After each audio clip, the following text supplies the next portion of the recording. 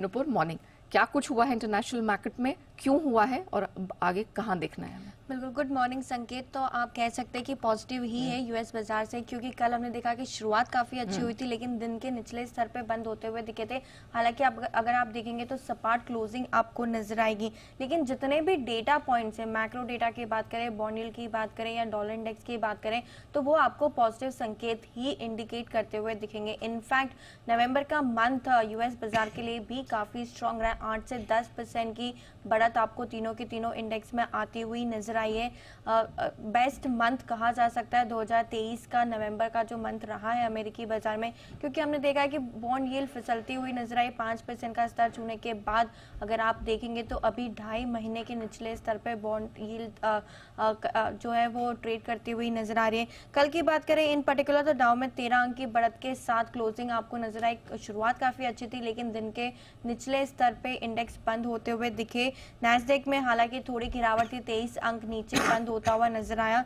ऐसा ही कुछ हाल S&P 500 का भी था, लेकिन रेट कट का जो ऑप्टिमिज्म है वो अभी भी बरकरार है। जितने भी फेड ऑफिशियल्स हैं उनकी तरफ से बयान आते हुए नजर आ रहे हैं, उन सबका यही कहना है कि जो फेड ने अभी तक कदम उठाए हैं उसके बाद जो पॉलिसी है वो वेल पोजीशनड है। जो उनका महंगाई का 2% का लक्ष्य है, उसको जो लक्ष्य है उस पर आने के लिए जो पॉलिसी में बदलाव किए गए हैं वो अभी वेल पोजीशनड है। तो आगे चलकर जो रेट कट का ऑप्टिमिज्म बना हुआ है उसे मार्केट पॉजिटिव लेता हुआ नवंबर के महीने में नजर आया। इसीलिए नवंबर का महीना 2023 में वन ऑफ द बेस्ट कहा जा सकता है यूएस बाजार की जब बात आती है। तो कल भी हमने देखा कि अमेरिका के 10 साल की बॉन्ड यील्ड लगातार तीसरे दिन फिसलती हुई नजर आई। कल 5 बेसिस पॉइंट से फिसलकर 2.5 महीने के निचले स्तर पर 4.27% पहुंच गई है। हालांकि कल हल्की फुल्की बढ़त डॉलर इंडेक्स में देखी गई, लेकिन 103 के नीचे ये फिलहाल ट्रेड करता हुआ आपको डॉलर इंडेक्स नजर आ रहा है।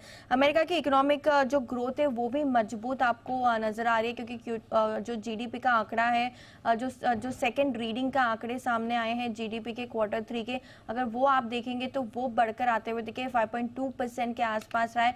4.9% से अब इसे रिवाइज करके 5.2% कर दिया गया। हालांकि ये सेकेंड रीडिंग का आंकड़ा है, जो फाइनल आंकड़ा आएगा उस पर रहेगी नजर।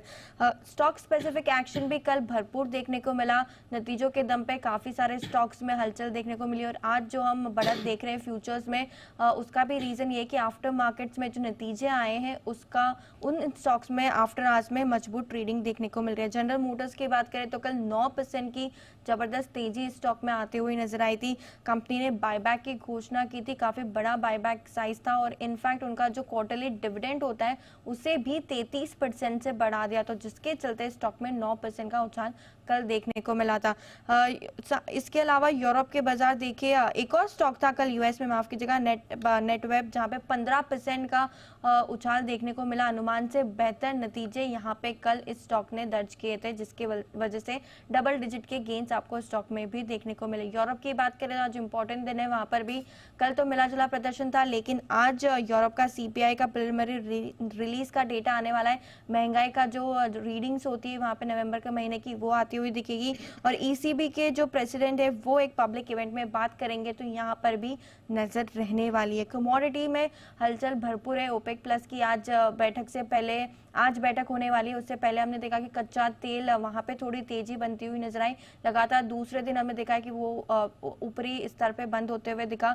1.5% की तेजी आपने कल देखी। $82 के पास आपको क्रूड ट्रेड करता हुआ दिख रहा है।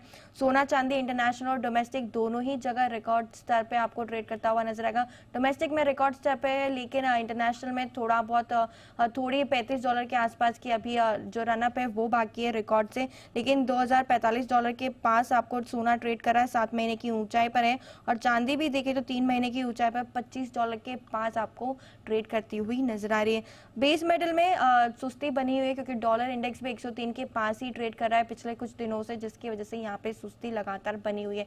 इक्विटीज में बेस्ट मंथ कहा जा सकता है नवंबर का यूएस मार्केट्स के लिए फेवरेबल है हमारे लिए। बॉन्ड यील्ड फिसल रही है और डॉलर इंडेक्स 103 के नीचे ट्रेड कर रहा है। हालांकि कमोडिटीज में एक्शन भरपूर है। ओपेक प्लस की बैठक पर नजर रहने वाली है।